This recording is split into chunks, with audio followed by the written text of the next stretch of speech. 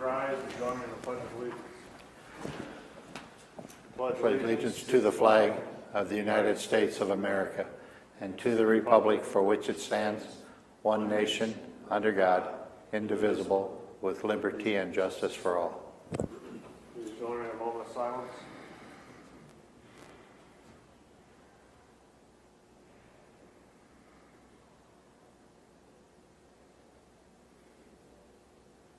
Thank you very much. Be seated. I'd like you to silence your cell phones.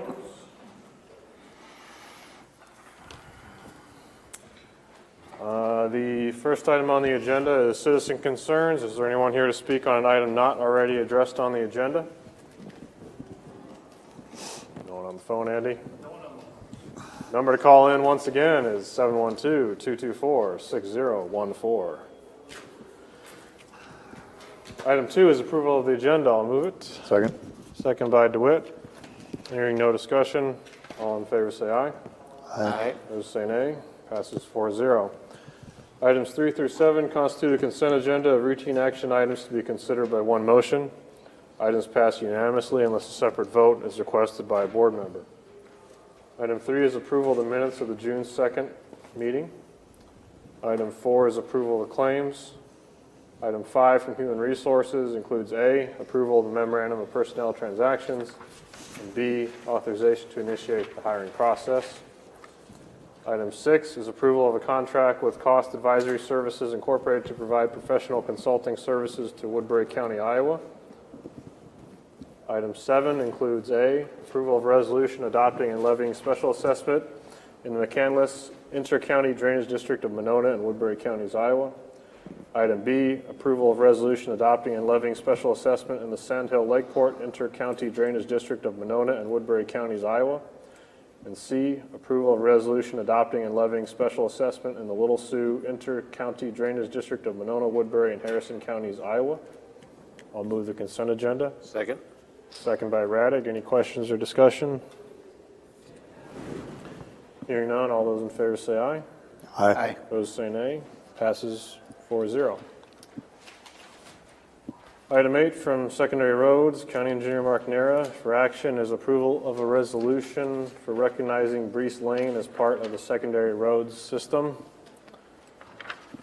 County Engineer is not here. Is there anyone else to speak on this item? Dennis, are you aware of this? Probably by the gravel pits. If it's this isn't that breezy. Yeah, it's just breezy. I'll move it. Second. Resolution simply naming the road. Yep. Motion by Potabom, second by Raddick. Any discussion? Just for some background here, believe this is a road that's been maintained by Secondary Roads for some time. And the question came up because of GIS mapping. There wasn't any record that it had been formally recognized as a county road. So that's result of a process that was discussed as far as the proper procedure for doing that. And we believe a resolution is the best way to do that. So that's why it was brought forward today. So was this brought up by your office or just in coordination? I think it was possibly 911 and their mapping because when a new street is added like within city limits, then they require a resolution for that. I think Pat also, or the auditor's office, received a voter registration at a residence on this road, and it was brought up as to whether it was officially a county address or not.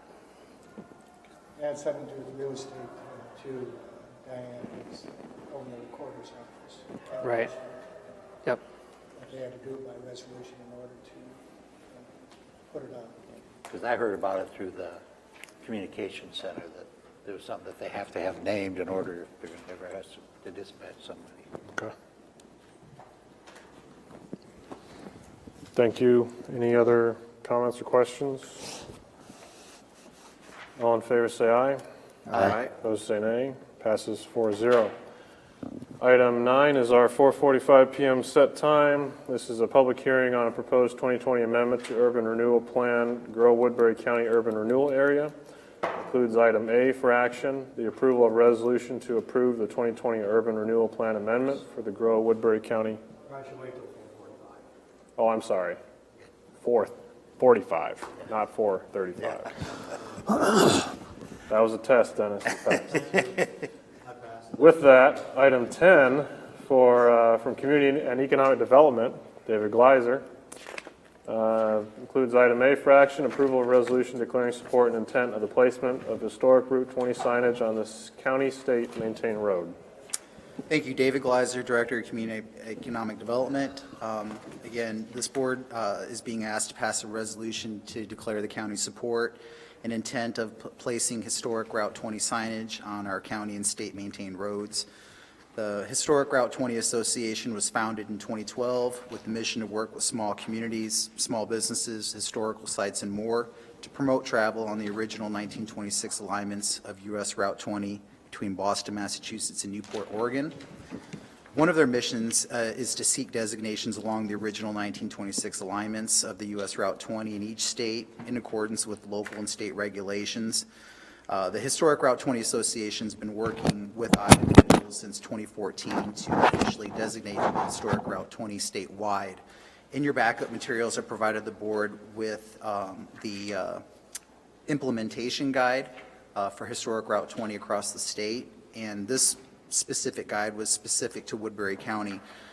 In addition to requiring the association to get resolutions from every community and every county across the state, we did the same before we would entertain passing the resolution. So in that packet, we have copies of all of the cities in Woodbury County that are along the original 1926 alignment.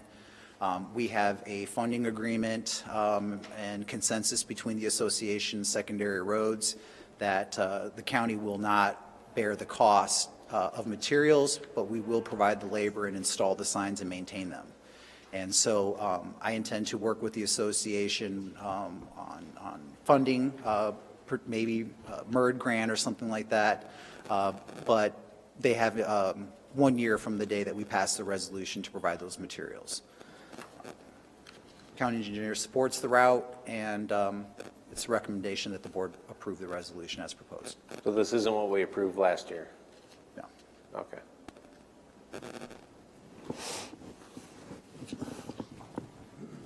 Do we have an estimate of what the cost of the signage is? Yes, I want to say like around $7,500 or something like that. Okay. I will move it. I'll second the motion by Radig. Any discussion? More progress. All those in favor say aye. Aye. Those say nay. Passes 4-0. Item B for action is approval of TSIMKO membership dues for Rural Cities proposal and to pay up to $7,279 in lost funds for FY21. Again, this is sort of a routine action, I guess. At this point, the board has approved the last 4 previous fiscal years of this similar request. During this time, the county's expended roughly $22,000 in local option sales tax, and we have received as a county a total net benefit in excess of $300,000 of indirect and direct costs, as well as $4.2 million in additional grants. TSIMKO has provided quarterly and annual progress reports. Their work is evaluated annually, and it's the recommendation that we enter an agreement for another fiscal year and provide 50% of the membership dues. I think with all the COVID-19 and everything, this would be a good year. That staff in the community level would need assistance, and so it's our recommendation to approve. I do have Michelle here. Oh, there you are. If you would like to speak to any successes or challenges that you've had with the program. Yeah, I'm able to answer any questions that you might have. As David said, we've been doing this since 2017. I think it's been a good partnership. The communities We do reach out to them. I reach out to them quarterly to see what's going on, see what they need any help, but they definitely call us, email us. You know, there's always ones who call and email us more than other ones. I think, you know, this year I can think of, we've worked a lot with Correctionville, with Mobile, with Salix. They're kind of hitting the top of the list right now in terms of applying for grants, but you know, based on what they have going on, they all have different needs. We offer different workshops and trainings throughout the year they can participate in, as well as various TSIMKO committees and boards. They get a seat on our TSIMKO board of directors, being a member, and as David mentioned, with the recovery efforts related to the pandemic. TSIMKO did apply for grant money from the US EDA to help with those recovery efforts. We're still waiting to hear back if we receive that grant. We're anticipating that we will, and if that's the case, we'll be able to take some of those funds and directly assist the communities. We'll probably reach out to them and directly ask them, you know, what help do you need, what assistance do you need, and be able to give them even more services and help with those efforts. So that's kind of what we're anticipating in this fiscal year coming up. So I can certainly answer any questions that you might have about the program and how it's gone. So we used to get an update that had like a list of grants at the bottom. Which emails does that come in? Because I haven't found that for a while. Yeah, so that has been in our TSIMKO newsletter. I think we've kind of changed it to TSIMKO updates. And what we've done, I think instead of listing the grants, we kind of just put a link to our website, and the website is always really current. So it kind of says, if you're interested in grants, click here. And then if you go there, then that's updated. So we update the grant list on our website at least once a month, but we try to, as new grants come in, we update them. So you're not seeing them necessarily in the newsletter as a list, instead of a link. Okay. But if you think it's better the other way, you know, we can always change back. I think we maybe listed like a handful. Sometimes it can kind of get overwhelming too, because we kind of see this whole list. But I don't know, just seeing them listed, I think made us maybe more willing to apply because we would read about them, but I don't know that it necessarily. yeah, it makes an extra step to click on the link, but that's good feedback, so we can look at that. Question for either of you, is the participation 100%? It is in 100% right now. Let me see the list No, here. we have not ever had all the communities sign up to participate and take the offer. And then I would say that in terms of the level of participation of the communities that do engage and accept the offer, I would say that for the most part, they are getting their money's worth, yes. Mm-hmm. I think right now there's just 2 communities, I think, that are not participating. Pearson is one. Yeah. That sounds about right. And then what we will do is, first week in August, we'll deobligate any funds that weren't accepted. So. Mm-hmm. I think it is nice, even if the communities aren't necessarily applying for grants. It is nice, sometimes we just get phone calls, and they might be, you know, from the clerk or whatever saying, hey, you know, we have this issue going on, who should I contact, or what resources, you know, can you provide? Those kind of things happen, and those are hard to kind of document on a fame like this, you know, because there's not necessarily a dollar amount. But I hope that just having another resource, kind of a friendly face, give us a call, that we can assist, because, you know, unlike my office, I have a bunch of people I can go and ask questions to. Sometimes in these smaller communities, maybe the clerk might be the only one sitting there, and so it's, you know, a nice resource that we have. We get those kind of phone calls and emails all the time. They just need to be pointed in the right direction, and we do that, and they're on their way. So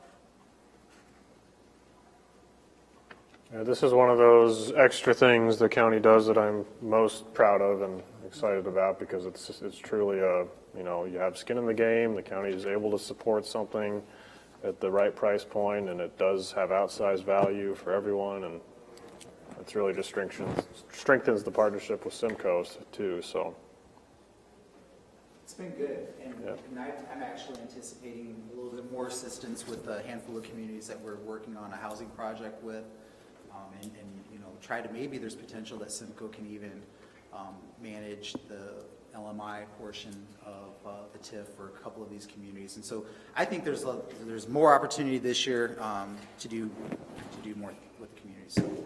When were you supposed to hear back on that housing project? almost like every other day. Okay. Yeah, like last week, just Wednesday. Okay, I'll move it. Second. Second by DeWitt. Any other discussion? Hearing none, all those in favor say aye. Aye. Opposed say nay. Passes 4-0. Thank you. Thank you. We are now at our 4:45 PM set time, which is item 9, public hearing on proposed 2020 amendment to the Urban Renewal Plan, Grow Woodbury County Urban Renewal Area. First is item A for action, the approval of resolution to approve the 2020 Urban Renewal Plan amendment for the Grow Woodbury County Urban Renewal Area. The public hearing is now open for anyone who would like to speak for or against the proposal. Hi, how are we doing tonight? All right. Good. I'm Rod Earlywine, Superintendent of Schools at Sergeant Bluff-Luton Community School. I'm here to represent the taxpayers of Sergeant Bluff-Luton Community School District. I again here to oppose using CF Industries, a specific TIF district, as a revenue stream to fund road, bridge, and culvert repairs across the entire county. I oppose the 2019 amendment to the Urban Renewal Area dated October of 2019.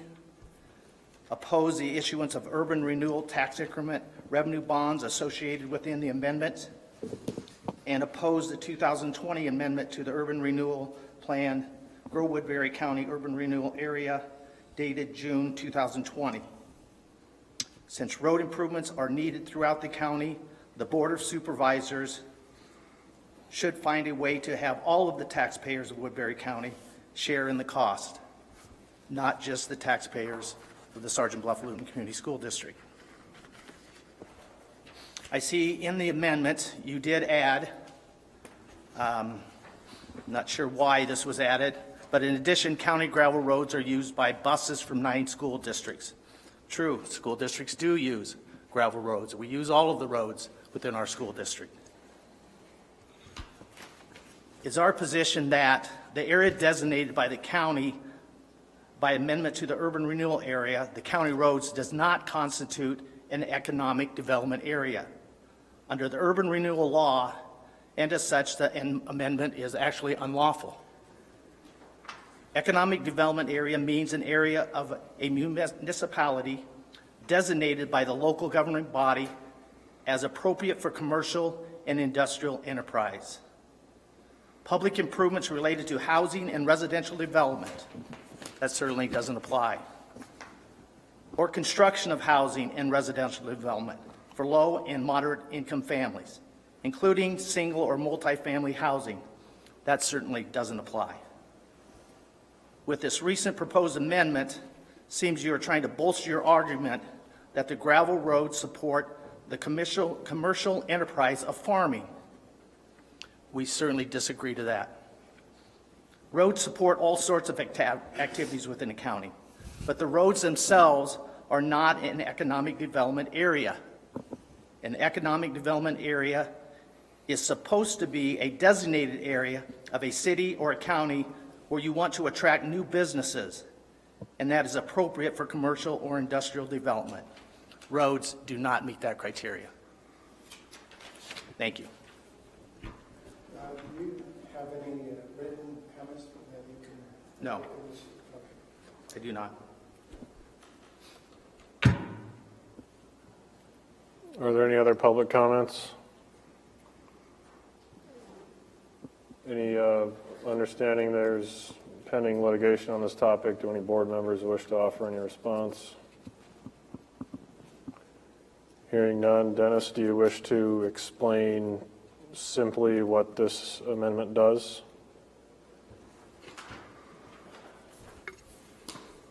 This amendment is actually setting forth there is an economic problem here. When we go to cattle hog feeding operations, this creates jobs, it is economic. According to state law, that's why we can do this with TIF money. And TIF money is up to the Board of Supervisors how they do spend it for economic development, and our attorneys are saying this does cover it. We're going into more detail and even explain each mile almost of what's being done. But that's all I got, is it is economic development. I disagree with what their opinion is. That's Thank all. you. Yes, you may. I guess the best analogy I can think of would be, what if we would TIF a single county, Woodbury County, for example? Lock the rates, whatever the increment is, and grab those dollars and use all of those dollars to fix the state highways. Would that be appropriate use?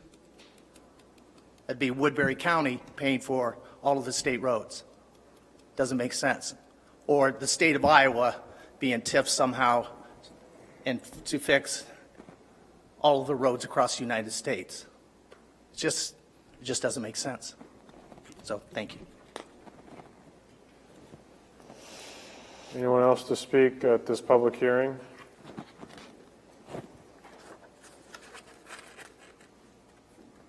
Hearing none, I'll move the public hearing be closed. Second. Second by DeWitt. All in favor say aye. Aye. Opposed say nay. Passes 4-0. Is there a motion on the approval of the resolution? I'll move it. Second. Motion by DeWitt, second by Potabom. Any discussion? All in favor say aye. Aye. Opposed say nay.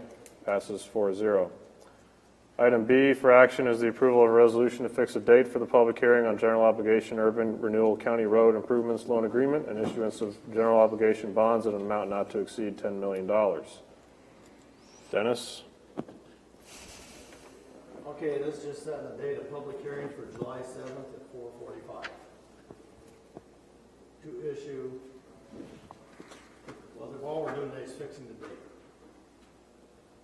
To issue general obligation amount not to exceed $10 million. And that's within the legal parameters of not less than up. I'll move it. Second. Second by DeWitt. Any discussion? All those in favor say aye. Aye. Opposed say nay. Passes 4-0. Moving back to item 10, we are on item C for action with the Community and Economic Development Director. This is approval of $2,000 out of gaming revenue for financial sponsorship to support the Northwest Iowa Regional Marketing Group. Okay, so Board of Supervisors, you may recall or remember the Northwest Iowa Regional Marketing Group as the Iowa West Coast Initiative. I know you've received some promotional items from this group in previous presentations, but a little background, back in 2014, the Economic Development Organizations of Plymouth, Monona, and Woodbury counties, we submitted an application to the Iowa Economic Development Authority for a regional marketing grant opportunity that was being offered. Basically, our application proposed to use local grant, or use the grant along with our local match to develop and promote a marketing plan for the three-county region. And we also decided to focus on small business and entrepreneurial technical assistance. So we spent a year working with the three counties to develop a plan. We put the plan together. We started putting together some resources and holding events. And we were fortunate enough to receive that grant, I believe twice. And once the funding ran up, I think that the funding went to Future Ready Iowa. Some of the funds that were used to support this went to support the governor's Future Ready Iowa initiative. But anyways, at that time, the economic development organizations, all the stakeholders in this group got together, and we decided as a group that we want to continue our efforts. And so we went back to all of our respective agencies and organizations, and we're trying to solicit funds to keep the initiative going. And when we first started this, it was coming out of my department's budget of rural economic development. And we have spent $4,000 total in years 15 and 17. And last year, the board approved a request of $2,000 from local option sales tax to support it. Since last year, the Sioux City Economic Development Office has applied for a grant through the Iowa Economic Development Authority to provide staffing to support some of these initiatives and some of these events that we've been putting together.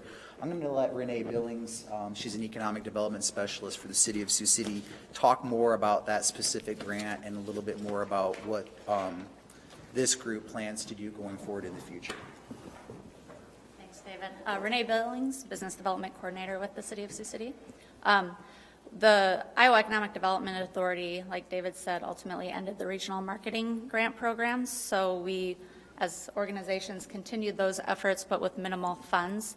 And all of us obviously have full-time jobs, so are limited in the amount of time we can spend on this entrepreneurial outreach and planning of events. So we have since applied for the Iowa Economic Development Authority's Entrepreneurial Investment Awards Program, and we were awarded $185,000 to hire a full-time person for 2 years to really ramp up our efforts with business and technical assistance, planning of events, business idea competitions, and really connecting entrepreneurs to the resources that are available that they may not know is out there. So we, as members of Iowa's West Coast Initiative, will oversee this person, and they will report to us, and we will be resources for them going forward. But we really look forward to this opportunity to hire a full-time staff person to reach out to all of the entrepreneurs in the three-county region. And we've discussed this on TSIMKO as well, because TSIMKO will be the employer, correct? So, we discussed everything from, what about unemployment after the 2 years is up, and who gets that burden? So, this is a small price to pay to have, a dedicated employee for a three-county region. Who all is contributing as well to? We have the city, TSIMKO, Lamar's, Monona County, Mid-American, and Siouxland Economic Development Corporation.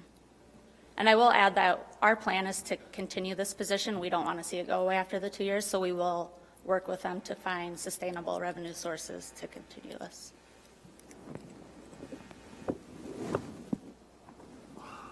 I'll move this. Second. Motion by Radig, second by Potabom. Anything to add, David? No, thank you. All in favor, say aye. Aye. Opposed, say nay. Passes 4-0. Item D for action is to receive the resignations of Ms. Calling and Mr. Rohrholm from the Board of Adjustment and Mr. Streck from the Zoning Commission. This, unfortunately, is due to the passage of recent legislation, House File 2512.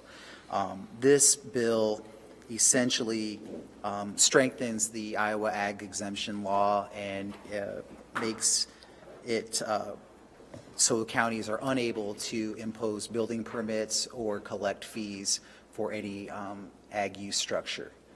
In addition, there are some changes to how the Board of Supervisors would hold public hearings and receive the Zoning Commission's recommendations on plats for subdivisions, and it also changes the residency requirements for County Zoning Commission and Board of Adjustment members so that they have to reside in unincorporated Woodbury County, which is the area that we have jurisdiction over. So that said, we have 2 members from the Board of Adjustment who reside within side corporate boundaries in Woodbury County, as well as 1 zoning commission member. So unfortunately, asking the board to receive those resignations and designate those positions vacant accordingly and direct myself and staff to begin the process of filling those positions. I move to receive the resignations and declare vacancies. Motion should be just to receive the resignations first. Change it to receive the resignations. I'll second. Hearing no discussion, all in favor say aye. Aye. Aye. Opposed say nay. Passes 4-0. Would you like to move to declare vacancies? Yes, please. I'll second that motion. which is to declare 2 vacant positions on the Board of Adjustment and 1 vacant position on the Zoning Commission, and direct the CED Director to initiate the process of appointing new members by June 1st next year. Hearing no discussion, all in favor say aye. Aye. Those say nay. Passes 4-0. Well, that's a bummer. It is, and what I would like to do is I'll come before the board probably in the near future with a proclamation to honor these volunteers for their service. And at some point, you know, in accordance with the local health guidelines, we'd like to host an event and have a, you know, a proper farewell and sort of recognition of the members. And I'll inform the Board of Supervisors accordingly. Thank you. Thank you. Hopefully it doesn't take a whole year. Item 11 is reports on committee meetings. Nope. Hearing none. Item 12, any citizen concerns in the room or on the phone? No one on the phone. All right. Item 13, board concerns. I'll start. Supervisor DeWitt and I and some other elected officials last week received a request from district court judge. I think it's best that we discuss how the county should respond since it's asking some open-ended questions. They simply want to know what the county position is going forward as they reopen their court proceedings, in-court proceedings. The district court judge brought up 3 questions to respond to from the county perspective. The first is the issue of masks, if those are required or would be required. On that, do we have any comments? I don't know if there's any desire for that. Okay, the second is signage and security. Supervisor DeWitt's favorite job responsibility is to ask people detailed questions about their Very health, detailed questions. as they enter. So the question is, will entrants be asked if they've been exposed or experiencing symptoms, and if so, what action will be taken? Will they be asked to leave or asked to come back or call somebody? Do we have any thoughts there? I like the sheriff's comment. If we ask him, he'll take care of it. That's true. He did say that. That's what he said. On the record even. I remember that. Well, if there's a specific instance of high traffic coming through the courthouse for a training or something like that, I think we'd be open to discussing specific requests. Is that fair? I'd go along with that. Okay. The third is a little easier, I think, is will the county be providing any cleaning or sanitizer inside the buildings during the day in addition to the cleaning after hours? I think we've asked, we're securing as much as we can, and I think we can work to provide even more sanitizer stations. And Is that what they're referring to, or are they talking about having somebody here cleaning during the day rather than just at the end of the day? yeah, it's just what our process is, so it could be both. If there's periodic cleaning that, you know, obviously in the board office, you have some time after someone stops by, you may wipe down the counter, something like that for the common areas. I believe every office that I've visited inside the courthouse, city, county, and state's been doing that. I know the auditor's office or the recorder's office is doing that. I've seen the city assessors.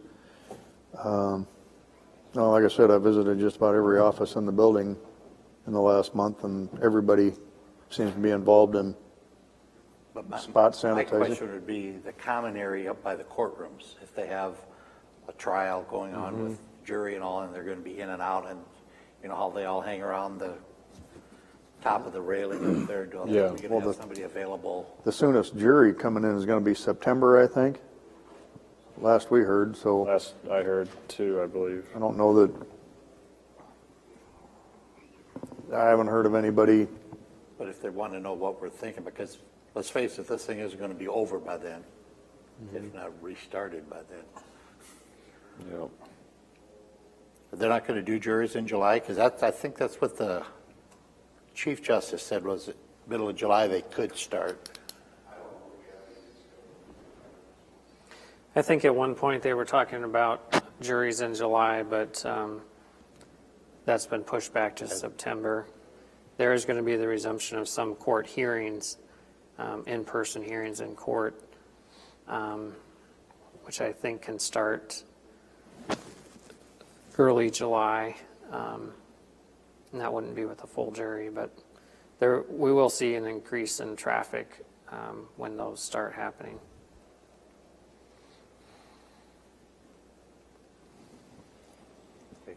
I guess my question to them in response would be, what are they going to be doing also, like inside the courtroom? And that wasn't offered. It was saying they're not advocating for any position, but they will take their own actions, and just wanted to just a friendly heads up of what we're planning. So if we can match, it matches. Joshua, what hours of the day is it all throughout? Just random hours when there's these high traffic situations? Can you predict an hour? Morning, afternoon? Not necessarily. I mean, court administration deals with the scheduling, and there's, certain types of cases that would be heard on a certain day. I think in the mornings they do tend to do the protection order cases in the mornings on certain days, and the civil commitment cases on Tuesday and Thursday afternoons. So there probably is some of that could be anticipated ahead of time, but it would probably be in coordination with court administration as far as learning exactly when those peak times are. So it's more like a certain type of cases on the same time. It's not necessarily more people involved as at a certain time of the day.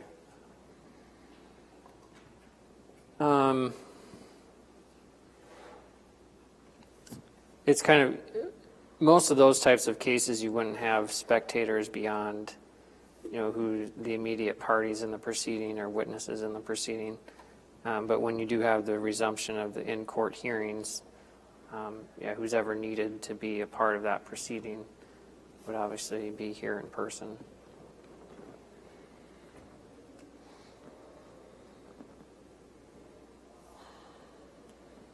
So I think the answer to the third question is yes. I mean, certainly we can keep building services in the loop or offer that to court administration when they're scheduling and they know it's outside of hours. Just let our people know. Any other thoughts on that? Well, I think like Mr. Woodman said, it's all over the place as far as the public gatherings, if you will, on the mezzanine, and it's the best we can probably do is have building services do a sweep through there. And be flexible and responsive. Yes. Yes. Because you're not going to know. I mean, like he says, depending on the hearing, you could have a committal hearing where you're going to have 20 people coming in to say it, or you could have one. Mm-hmm. As far as the auditor's office and the recorder's office, we're going to continue to do curbside voting for in-person early voting. We'll do that through July 7th is when the special election is. And in order to be consistent, we're doing that with the recorder's office too. She reports that that has been going very well as far as appointments. Doesn't seem to be an issue with the security folks, and it does help limit the flow of groups gathering there when they come in, when they can do it by appointment. It works out very well for them, and she said she hasn't really had any pushback as a result of that. Okay. Moving on, last I heard, the Treasurer's Office was appreciative of the security provided. Thank you, Mr. DeWitt, for reaching out to the sheriff's office and securing that. Any updates on that from anybody? No, I talked to Sergeant Garthright, and she just says they're going to do their best to be up there at somewhat specific and somewhat random times, but they were, you know, they're as close as they can be, obviously, and so they're still aware of the situation, and we'll respond accordingly when humanly possible is about all about the only feedback I've gotten, so. Very good. But that the treasurer's office, like you said, is appreciative, so.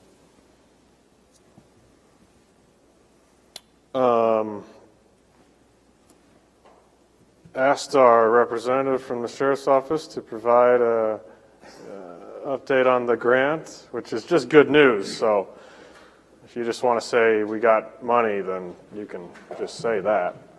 Yes, I know very little about this, but Major Wick did inform me that, Don Armstrong with the Sheriff's Office, that some of the COVID-related items that we're looking at, we've already purchased the disinfectant misters that we're using in the jail on the railings.